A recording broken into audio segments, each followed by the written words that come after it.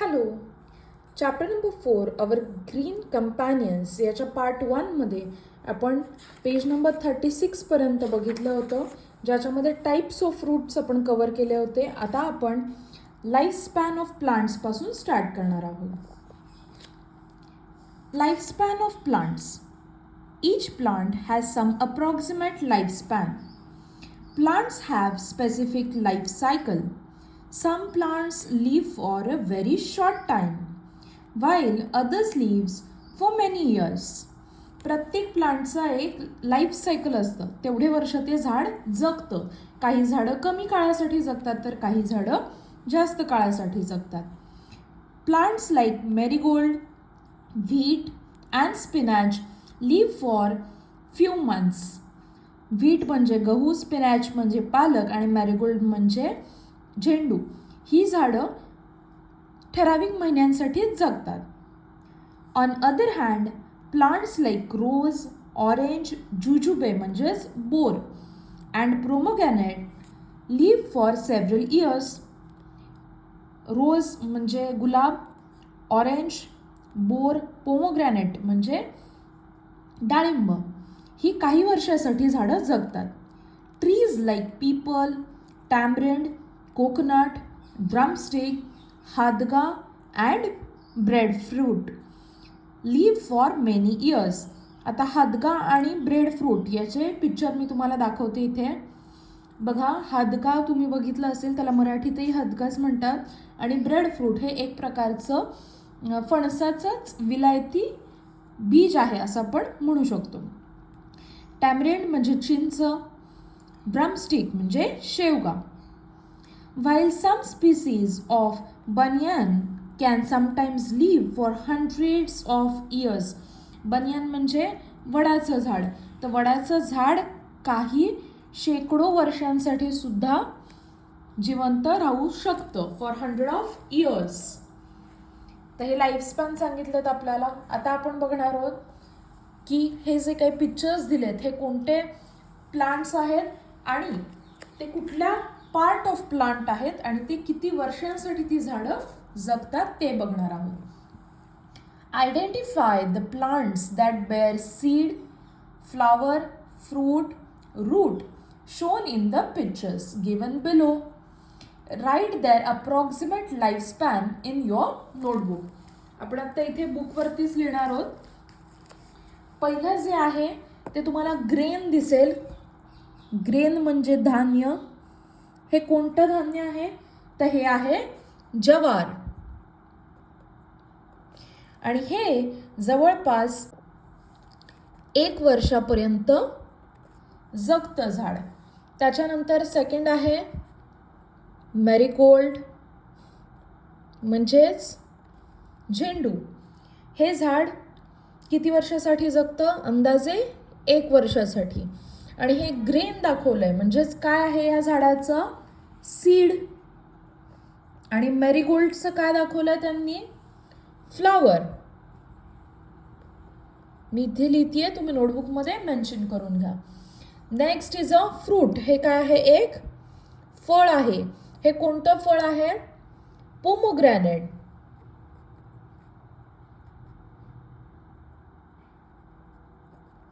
आणि हे झाड जवळपास 15 ते 20 वर्ष जगतं. नेक्स्ट आहे ते म्हणजे कॅरेट. कॅरेट हे फळ नाही आहे. कॅरेट हे एक प्रकारचं रूट आहे. आणि हे झाड जवळपास 1 वर्षापर्यंत जगतं. लास्ट आहे टोमॅटो. यात काही ग्रीन टोमॅटोज आहेत, काही रेड टोमॅटोज आहेत. तर टोमॅटो इज अ फ्रूट. आणि हे फ्रूट, हे झाड टोमॅटोचं किती वर्षापर्यंत जगतं? अंदाजे 1 इयर. सो आपण इथे लाईफ स्पॅन, ते झाडाचा कुठला पार्ट आहे आणि किती वर्ष जगतो ते आपण बघितलं. Observe. Identify whether the action shown in the picture is right or wrong. Color the right symbol with green color for the right action and the wrong symbol blue for the wrong action. आता तुम्हाला इथे green आणि blue कलरचा use करायचा आहे. जर ते करतायत ते बरोबर असेल तर तुम्हाला ग्रीन कलरनी राईट थंबला कलर करायचा आहे आणि जर ते करतायत ती गोष्ट चुकीची असेल तर ब्लू कलरनं थम्स डाऊनला तुम्हाला कलर करायचं आहे. First, he is cutting a tree. A man is cutting a tree. Is it right or wrong? Wrong. So what we will do? Thumbs डाऊनला ब्लू कलरनं कलर करायचा. Next, a girl and a boy is planting a tree. ते झाड लावतायत, ते बरोबर करतायत का? Yes. So you have to colour thumbs up with green color. Next, they are tying a knot of rakhi around the stem. ही दोन मुलं काय करतायत? राखी बांधतायत. म्हणजेच ते झाडांना त्यांचा मित्र समजतायत, भाऊ समजतायत, जे त्यांचं संरक्षण करतील. तर हे बरोबर आहे का? Yes, it is right. म्हणून ग्रीन कलरनी राईट थंबला कलर करायचा आहे. Last one is the girl is plugging the flowers. म्हणजे ती फुलं तोडतीये. हे बरोबर आहे का? नाही, फुलं नाही तोडली पाहिजेत. So we will colour the down side thumb with blue colour. समजलंय? Next, Kshitij has a small terraced garden. क्षितिजच्या घरी काय आहे? छोटंसं एक टेरेस गार्डन आहे. हाऊएव्हर, Kshitij and his family have to go out of town for 15 days. त्याला आणि त्याच्या घरातल्यांना 15 दिवसांसाठी कुठेतरी बाहेरगावी जायचं आहे. What solution would you suggest to Kshitij so that the plants in the terraced garden stay alive during this time? आता ही झाडं त्या 15 दिवसाच्या कालावधीत खराब होऊ नये त्यासाठी तुम्ही क्षितिजला काय आयडिया द्याल?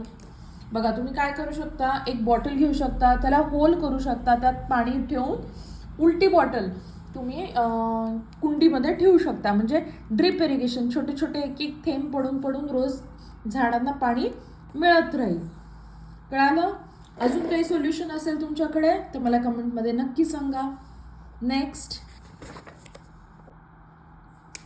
Try this. Seed balls. Seed balls म्हणजे काय असतं ते तुम्हाला पहिले समजलं पाहिजे. On a happy Saturday Seema tai gave the children a favourite task.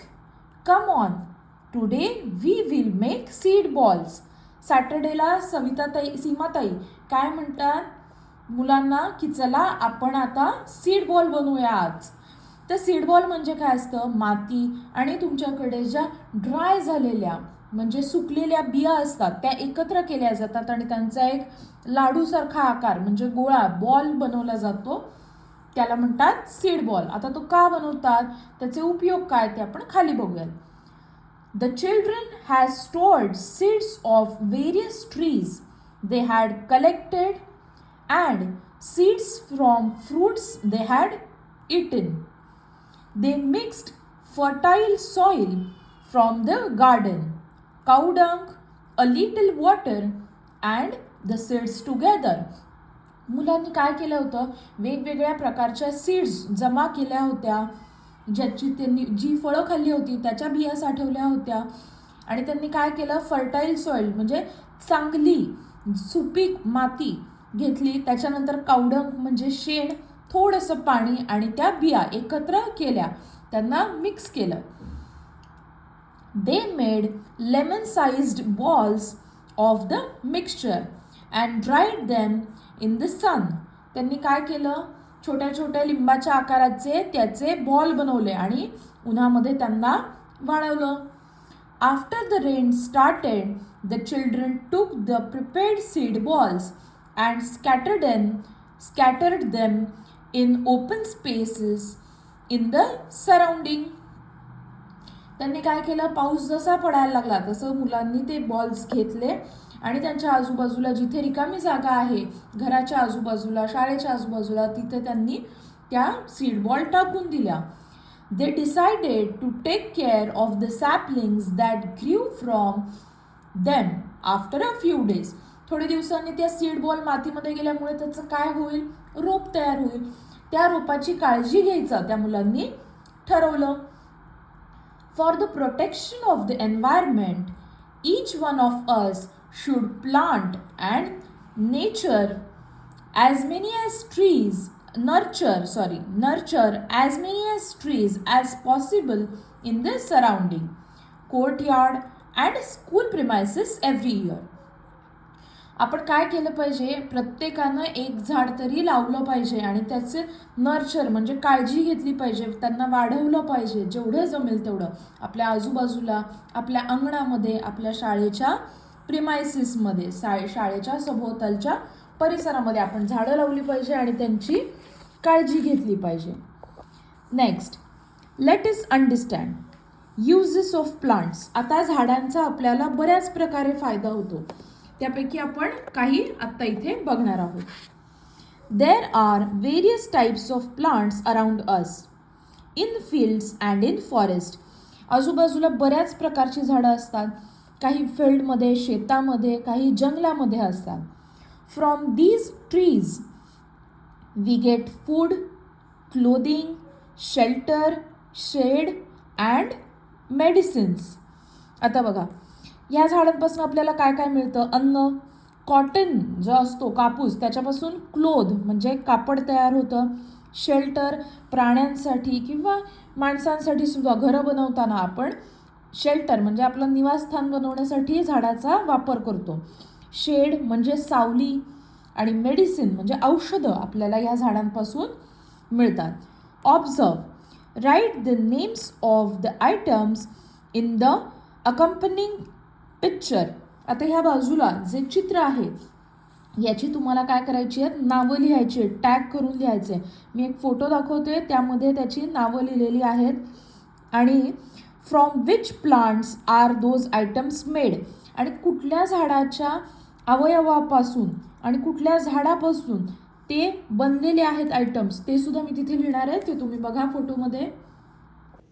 बघा पिक्चरमध्ये salad, lemon, rice, potato vegetable, chutney, pakora, roti, bhakri, you can say anything, vegetable आणि दाल, हे सगळं लिहिलेलं आहे. सलाड कशापासून बनतं, कुकुंबर, टमॅटो, ऑनियन, लेमन. त्याच्यानंतर राईस प्लांटपासनं, पोटॅटोपासून, पोटॅटो व्हेजिटेबल. चटणी कशापासून बनते, कोरिएंडर, कोकोनट, चिली याच्यापासून बनते. पकोडा ऑनियन, स्पिनॅच, पोटॅटो या प्लांट्सपासून बनतो. रोटी, भाकरी ही कशाची असते, व्हीट, ज्वार, बाजरा याची असू शकते. व्हेजिटेबल भाजी ही कशाची असते, वेगवेगळी असते. इथे आपल्याला लेडी फिंगर दिसते, लेडी फिंगर म्हणजे भेंडी. दाल ही पल्सेसपासून बनते. पिजन पी किंवा वेगवेगळ्या प्रकारच्या मसूर दाल याच्यापासून बनते. आणि ह्या सगळ्यामध्ये मेन यूज करतो आपण ते ऑइल कशापासून बनतं, सनफ्लॉवर सीड्सपासून बनतं, मस्टर्ड सीड्सपासून बनतं. आणि काही ऑइल हे ग्राउंडनटपासून पण म्हणजे शेंगदाण्यापासून सुद्धा बनतात. समजलं सगळ्यांना? सगळे इन्ग्रेडियंट्स एकदा रीड करा, त्याच्यानंतर काय आयटम्स आहेत ते एकदा ह्याच्यातनं गो थ्रू करा. नेक्स्ट, डू यू नो, तुम्हाला माहिती आहे का, rice is off white, red, black, purple and brown colours. Red and black rice are more nutritious. Rice has a hard outer shell called the husk. This husk is removed in a rice mill. Afterwards, the rice is polished. However, this process removes the nutritious bran. Therefore, rice should not be over polished. आता बघा, rice पहिले किती प्रकारचे आहेत, किती रंगाचे आहेत ते सांगितलं आहे. White rice, red, black, purple, brown. आता ह्यामध्येही काय असतं, याच्या भोवती एक हस्क असतं जे त्याचं कव्हरिंग असतं. असं पातळ पापुद्र्यासारखं असतं बघा, त्याला हस्क म्हणतात. ते राईस मिलमध्ये काढलं जातं. त्याच्यानंतर या दाण्यांना, या कणांना काय केलं जातं, पॉलिश केलं जातं राईसला. त्याच्यामुळे काय होतं, न्यूट्रिशियस ब्रँड जे आहेत ह्याच्यामधले, राईसमधले, ते निघून जातात. त्यामुळे राईसला जास्त ओव्हर पॉलिश केलं नाही पाहिजे असं आपल्याला इथे सांगितलं आहे. Clothing. Clothes are made using fibers from plants like cotton and jute. Cloth म्हणजे कपडे, हे कशापासून बनलं जातं, कॉटन आणि ज्यूट हे जे काही झाडाचे प्रकार आहेत यांच्या फायबर्स, यांच्या तंतूंपासून क्लोथ म्हणजे कापड बनवलं जातं. आता पुढे आपण बघणार आहोत शेल्टर. झाडाचा उपयोग एक शेल्टर म्हणून कसा होतो, एक निवाऱ्याचं स्थान म्हणून कसा होतो ते बघणार आहोत आपण. Which animals in the pictures are using trees for support? आता इथे कुठले ॲनिमल्स इथे यूज करतात, तर आता फर्स्ट आहे बॅट. बॅट म्हणजे वटवाघूळ. सेकंड आहे हनीबी आणि थर्ड आहे वुडपेकर. वुडपेकर लिहायचं राहिलंय, ते मी लिहिते.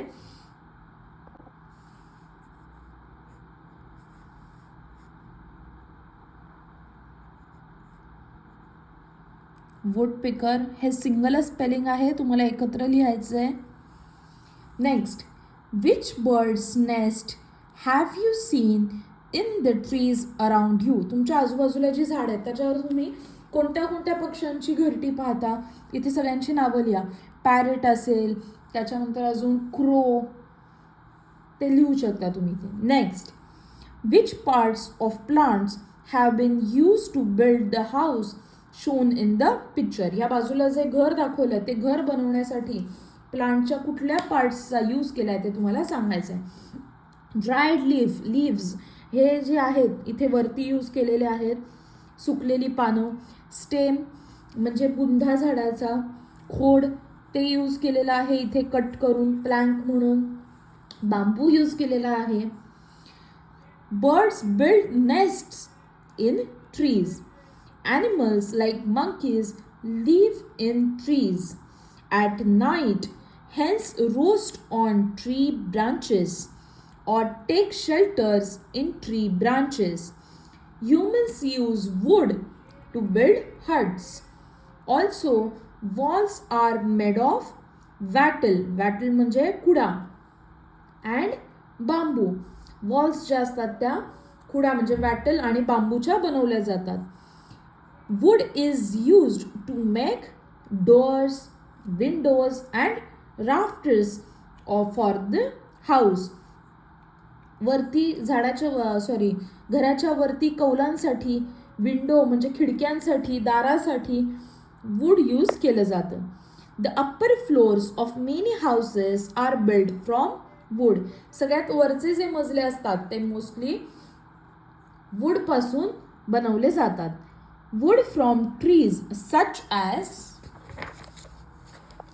teak, सिसो, टीग म्हणजे साग, सिसो म्हणजे शीसम and jackfruit म्हणजे फणस are used for building houses.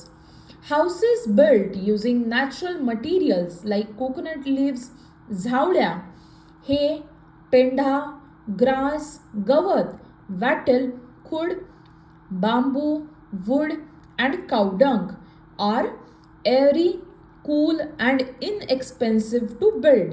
Inexpensive म्हणजे ज्याला जास्त खर्च येत नाही असं. जर तुम्हाला बिल्डिंग बनवायची आहे तर त्याला सिमेंट, आयर्न या सगळ्या गोष्टी लागतात. पण जर तुम्ही कोकोनट लिव्स म्हणजे झावळ्या, पेंढा, गवत, खूड, बांबू, लाकूड, कावडंग म्हणजे शेण याचा जर वापर केला तर छान हवेदार, थंड असं तुम्ही घर कमी खर्चामध्ये बांधू शकता. In this way humans, animals and buds used plants for their shelter. तर अशाच प्रकारे त्यांनी काय सांगितलं आहे, ह्युमन्स घर बांधण्यासाठी, ॲनिमल्स तिथे राहण्यासाठी, बर्ड्स त्या झाडांवरती राहण्यासाठी झाडांचा शेल्टर म्हणून यूज करतात. शेड, झाडं अजून आपल्याला काय देतात, shade. Trees provide shade. Humans, animals and birds get relief from heat. In the shade, उन्हापासून संरक्षण होतं प्रत्येक माणसाचं, प्राण्याचं आणि पक्ष्याचं झाडामुळे. Therefore, trees have been planted on both sides of roads for many years. त्यामुळे काय करतात, रस्त्याच्या दोन्ही बाजूंना झाडं लावली जातात सावलीसाठी. In these various ways, plants are useful to humans, animals and birds. They are our friends and companions. अशा वेगवेगळ्या पद्धतीनं झाडांचा सगळ्या ॲनिमल्स, बर्ड्स आणि ह्युमन्सला यूज होतो. त्यामुळे त्यांना आपण आपलं फ्रेंड आणि कंपॅनियन म्हणजे आपण सुरुवातीलाच बघितलं होतं, कंपॅनियन म्हणजे साथीदार किंवा सोबती असं आपण समजलं पाहिजे. Therefore, we must plant trees and take care of them. यामुळे आपण झाडं लावली पाहिजे आणि त्या झाडांची काळजी घेतली पाहिजे. Medicinal plant. आता मेडिसिनल प्लांट म्हणजे काय, औषधी झाडं. लेमन ग्रास, अडुळसा, basil, aloe vera, 5 leaved chests trees म्हणजेच निरगुडी, गुळवेल, शतावरी, neem are various medicinal plants. वेगवेगळ्या मेडिसिनल म्हणजे औषधी झाडांची इथे नावं सांगितली आहेत. Many medicinal plants are found in forest. Mostly ही जी काही औषधी झाडं असतात ती आपल्याला जंगलामध्ये पाहायला मिळतात. However their numbers are decreasing. पण आता यांची संख्या हळूहळू कमी होत चालली आहे. का? कारण आपण काय करतो, झाडं तोडतो, जंगलं तोडतो. त्याच्यामुळे ती जंगलात झाडं राहतील का आता? नाही. Because they are being used for medicines on a large scale. आपण घरं बांधतो त्या व्यतिरिक्त आपण त्यांना मेडिसिन म्हणूनही यूज करतो, तर आपण त्यांना फक्त कट करतोय, पण आपण नवीन झाडं लावत नाहीये. त्यामुळे ही झाडं कमी होत चालली आहेत औषधी जंगलामधली. Therefore, there is a need to cultivate these plants. त्यामुळे ही झाडं कल्टिवेट करणं म्हणजे नव्यानं त्यांचं वृक्षारोपण करणं, नवीन ती झाडं परत लावणं, ती वाढवणं हे खूप गरजेचं आहे. The government provides help for the cultivation of medicinal plants.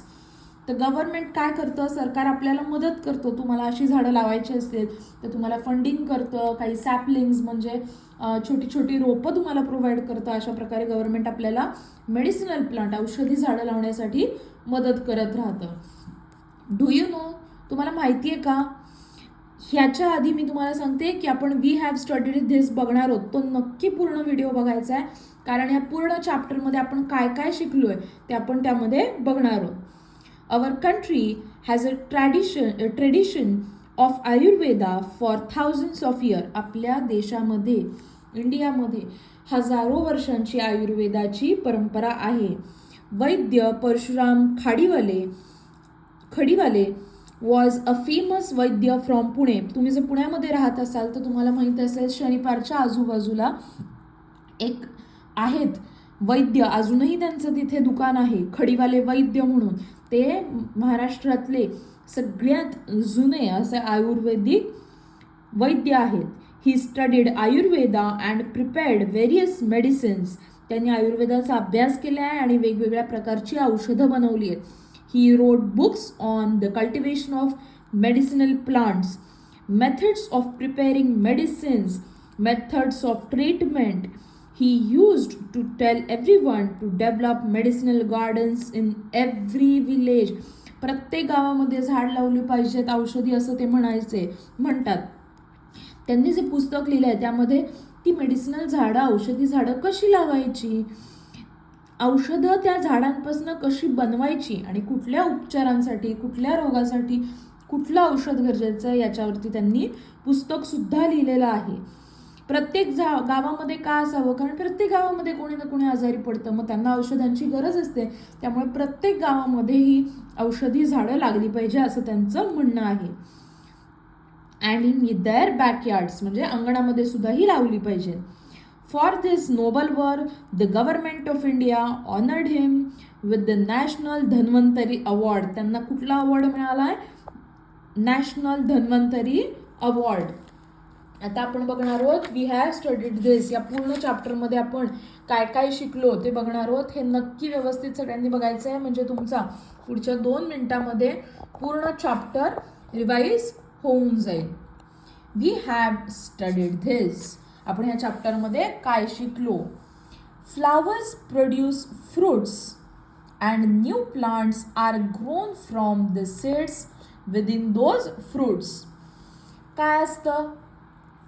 फुलं असतात, त्यांच्यापासून फळं बनतात आणि नवीन झाडं बनण्यासाठी जी फळं असतात त्यांच्या ज्या बिया असतात त्या बियांपासून नवीन झाडं बनतात.